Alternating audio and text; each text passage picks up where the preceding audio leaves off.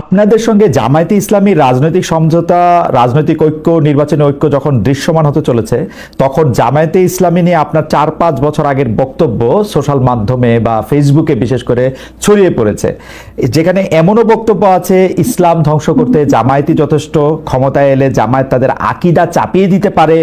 এ নিয়েও আপনারা বিভিন্ন সময় আশঙ্কা প্রকাশ করেছেন। আমি দেখেই বলছি যে আপনি বলছেন, কোট করছি, তিন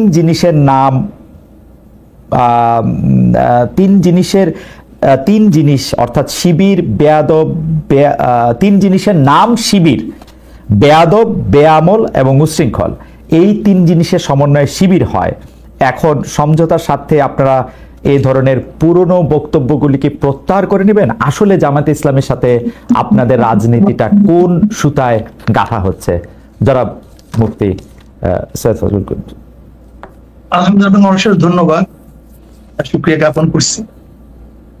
প্রথমত আমাকে কেউ বর্জন করার জন্য বলে নেই যে আপনি এটা বর্জন করেন, আমার মেসেজ এরকম আমার কাছে আসে না। তারপরে যে প্রশ্ন করেছেন যে আমাদের বক্তব্য জামাতের ব্যাপারে, সেই ব্যাপারে এখন আমরা যে অবস্থানে আছি না প্রত্যাখ্যান করছি, রোজাত করছি। দেখেন, জামাতও আমাদের ব্যাপারে অনেক বক্তব্য দিয়েছে, আহলে দেওবন্দের ব্যাপারে, আহলুস সুন্নাত ওয়াল জামাতের ব্যাপারে জামাতের অনেক বক্তব্য আছে, তাসাউফের ব্যাপারে জামাতের বক্তব্য আছে। জামাত সেই বক্তব্য থেকে এক তিল পরিমাণ পিছপা হয়নি। আর আমরাও বিগত দিনে যে বক্তব্য দিয়েছি এবং আমাদের মুরব্বীরা যে বক্তব্য দিয়েছেন, তার থেকে আমরা এক চুল পরিমাণ এখন পর্যন্ত আপনার সাথে কথা বলা পর্যন্ত পিছপা হয়নি। প্রত্যেকের অবস্থানে আছে। এখন প্রশ্ন করতে পারেন এই অবস্থানে থেকে আপনারা তাদের সাথে বক্তব্য কিভাবে দিচ্ছেন, একই স্টেজে আসছেন কিভাবে, প্রশ্ন এখানে। আমি এটার উদাহরণ দিতে চাই। যেমন আমেরিকা ইরানের ব্যাপারে যে সিদ্ধান্ত নিয়েছে, সেই সিদ্ধান্ত থেকে আমেরিকা কোনো অবস্থায় পিছপা হয়নি। আবার ইরান আমেরিকার ব্যাপারে যে বড় শয়তান বলেছে, সেখান থেকেও কিন্তু ইরান কোনো অবস্থাতেই রোজাত করেনি, তার বক্তব্য প্রত্যাহার করেনি। কিন্তু তারপর কোন এক কারণে কিন্তু তাদের মধ্যে একটা সমঝোতা হয়েছে, যুদ্ধ বিরতি চুক্তি হয়েছে। ঠিক আমরাও মনে করি প্রত্যেকের অবস্থানে থেকে কোন এক বিষয়ের উপরে আমরা ঐক্যমত হতে পারি। ওকে, ধরে নেন আমরা 28 তারিখে যে সম্মেলন করেছি, সেখানে হিন্দু আসছে, বৌদ্ধ আসছে, খ্রিস্টান আসছে। তার মানে এই নয় যে খ্রিস্টান, বৌদ্ধ, হিন্দুরা তাদের আদর্শ বিসর্জন দিয়ে ইসলাম কবুল করে আমাদের মাঝে আসছে, ব্যাপারটা এরকম না। রাইট। বরং কোন বিষয়ের উপরে ঐক্যমত, সেই বিষয়ের উপরে তারা ঐক্যমত পোষণ করার জন্য এসেছে। ওকে, ঠিক আমরাও মনে করি জামাত আমাদের ব্যাপারে যে আকীদা বা বিশ্বাস রাখে, যে বক্তব্য তাদের আছে, আমরাও জামাতের ব্যাপারে যে বক্তব্য দিয়েছে এবং যে আকীদা বিশ্বাস রাখি, সে প্রত্যেকের অবস্থানে আছে। ওকে, বাকি আগামী বাংলাদেশকে গড়ার জন্য, এই জাতিকে বাঁচাবার জন্য, ইসলাম দেশ মানবতা রক্ষার জন্য আমরা শুধু জামাত না, আমাদের ঘোষণা ছিল ইসলাম দেশ মানবতা। এই মূল 3 ভিত্তিতে যদি বামপন্থীরাও কেউ জোট করে, অ্যালায়েন্স করে, নির্বাচনের সমঝোতা করে, আমরা তাদের সাথে করতে রাজি। ওকে, এটি পরিষ্কার। অর্থাৎ মানে আপনি খুব চমৎকার করে বলেছেন যে অর্থাৎ আমেরিকা এবং ইরান যেরকম মত ভিন্নতা থাকা সত্ত্বেও তাদের মধ্যেকার আলাপ আলোচনা এবং সমঝোতা চলছে, সেমনিভাবে ইসলামী আন্দোলন এবং জামাতে ইসলামী আলোচনায় বসছে বা তাদের পরবর্তী রাজনৈতিক কার্যক্রম এগিয়ে নিচ্ছে। কিন্তু আপনাদের ডিফারেন্সটা ঠিকই আছে, এর থেকে এক চুলো আপনারা সরে আসেন নাই। তারাও মনে নেই, আমরাও মনে। ওকে, এখন নিশ্চয়ই দর্শকরা বিবেচনা করবেন। আমরা পরবর্তী প্রসঙ্গে যাই। আমরা যখন অন্য দলের রাজনীতিবিদদের, বিশেষ করে সর্বশেষ আমরা যাদের সাথেই কথা বলেছি, অর্থাৎ এনসিপি বা তাদের সমন্বয়কদের নেতাদের আইন ব্যয় নিয়ে যখন আমরা প্রশ্ন করি, তখন অনেকেই বলেন যে অন্য রাজনৈতিক নেতাদের বা রাজনৈতিক দলগুলিকে আমরা একই প্রশ্ন করি কিনা। তাই আমরা আপনাদেরও এই প্রশ্ন করতে চাই। সবশেষ এই শনিবার আপনারা রাজধানী ঢাকার সোহরাওয়ার্দী উদ্যানে যে বিশাল সমাবেশ করলেন, এ ধরনের আয়োজনের খরচ কিভাবে সংগৃহীত হয়? আপনি বা আপনারা কি নিজেদের ফুল টাইম রাজনীতিবিদ হিসাবে পরিচয় দেন, নাকি আপনারা পেশা হিসাবে কি উল্লেখ করেন? অর্থাৎ আপনাদের আয় রোজগারটা আসলে কিভাবে হয়, জনাব মুফতি ফজল? যেমন ধরেন আমরা একজন দিনদার, আমি একজন মুসলমান। জি। আমার মূল পরিচয় একজন মুসলমান। জি। মুসলমানের কাজ হলো দাওয়াত। কাদের মাঝে দাওয়াত দেবো? ফিজাতিন নাস, গোটা মানবের কাছে দাওয়াত দিয়ে আমাদের দায়িত্ব। এক কথা, যেহেতু আমি মুসলমান, ইসলাম পালন করা আমার দায়িত্ব। ইসলামের মধ্যে যাহা কিছু আছে সবকিছু আমি পালন করবো। নামাজ আছে, রোজা আছে, হজ আছে, জাকাত আছে, কলেমা আছে, ইসলামকে প্রতিষ্ঠিত করার ব্যবস্থা আছে, মানুষকে সেবা করা, অন্যায়ের মোকাবেলা করা, ন্যায়কে প্রতিষ্ঠিত করা। অর্থাৎ ইসলামের মধ্যে যতগুলি কাজ আছে সমস্ত কাজগুলি আঞ্জাম দেয় একজন মুসলমানের কাজ। সেই হিসাবে আপনি আমাকে একজন মুসলমান বলতে পারেন। মুসলমানদের মধ্যে ব্যবসা আছে, বাণিজ্য আছে। যেমন আমি একজন ব্যবসায়ী, আমার ফাইজান কোম্পানি আছে, আমার নিজে বিক্রি আছে। আমি ব্যবসায় কিছু সময় দিই, আমার সময়কে আমি পাঠ করি, ভাগ করে নিই। আমি আমার পরিবারের জন্য একটা সময় নির্ধারণ করি, আমি ব্যবসার জন্য কিছু সময় নির্ধারণ করি। অধিকাংশ সময় আমাদের দাওয়াতি কাজে ব্যস্ত হয়, দাওয়াতি কাজে থাকে। সারা বছর আমাদের সারা বছর প্রতিদিন আমাদের সময়সূচি বের হয় যে আজকে কোথায় থাকবো, কালকে কোথায় থাকবো, এমনকি কোন ঘন্টায় কোন সময় থেকে কোন সময় আমরা কোন জায়গায় থাকবো, এটা সবাই আমাদের জানে। মানে আপনি আমাকে একজন মুসলমান মনে করতে পারেন, আর মুসলমানের যে দায়িত্বগুলি সেই দায়িত্বগুলি পালন করার একজন ব্যক্তি হিসেবে আমাকে চিহ্নিত করতে পারেন। রাজনৈতিক যে দল আপনি আপনারা প্রতিষ্ঠা করেছেন, সেই দল থেকে, সেই দল কি কারো কাছ থেকে চাঁদা নেয়, বা সেই দলের নেওয়া চাঁদা থেকে কি আপনারা কোনো ভাগ পান, বা আপনি কোনো টাকা নেন সেখান থেকে, বা আপনারা কোনো টাকা নেন? এটা তো মারাত্মক প্রশ্ন। দেখেন, আমরা নেই না। আচ্ছা।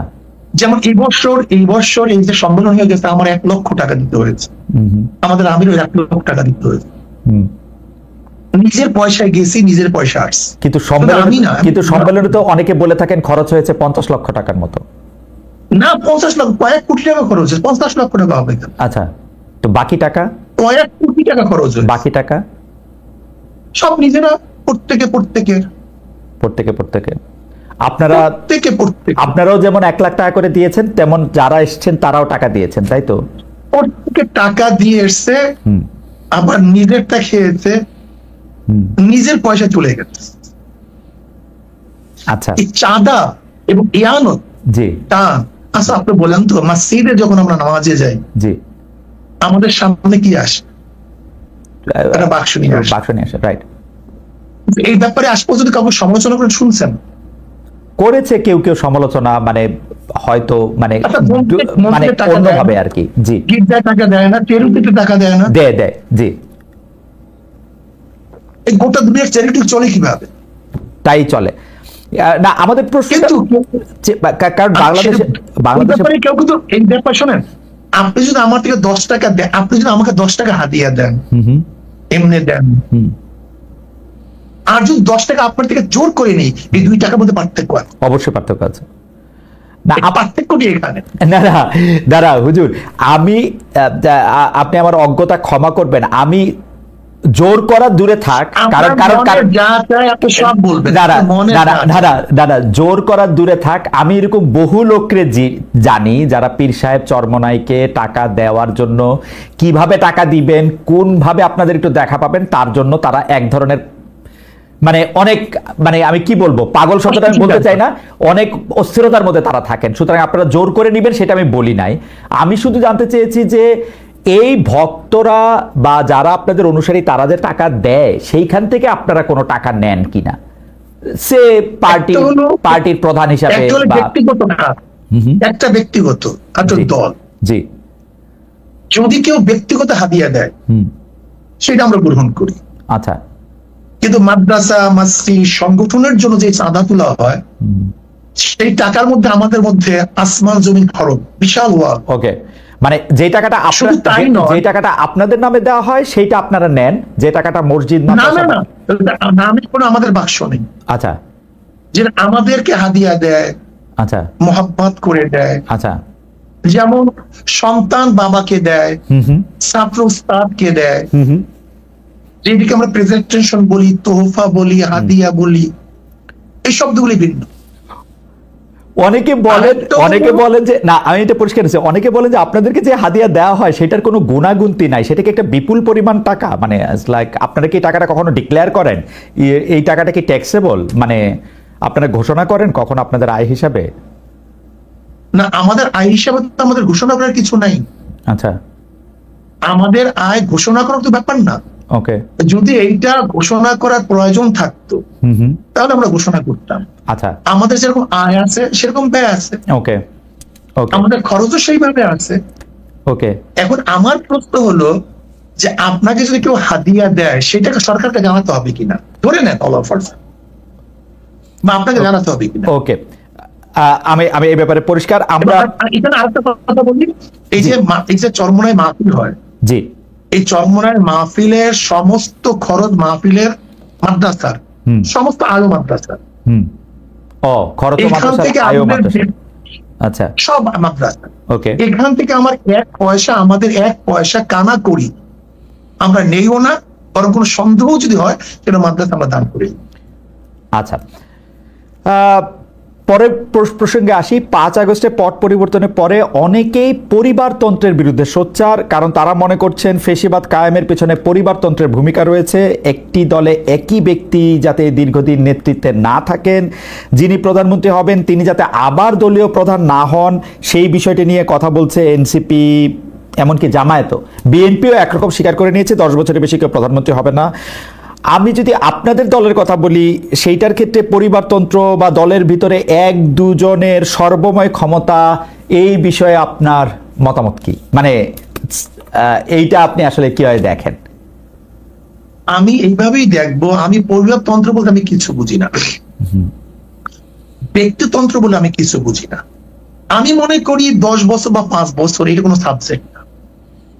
চোর যদি একদিনও থাকে চেয়ারে থাকে, সে চুরি করবে। দুর্নীতিবাজ যদি একদিনও মানে চেয়ারে থাকে, সে দুর্নীতি করবে। আর ভালো মানুষ যদি 100 বছরও চেয়ারে থাকে, সে দুর্নীতি করবে না। আমার মূল প্রশ্ন হলো চেয়ারে বসছে কে?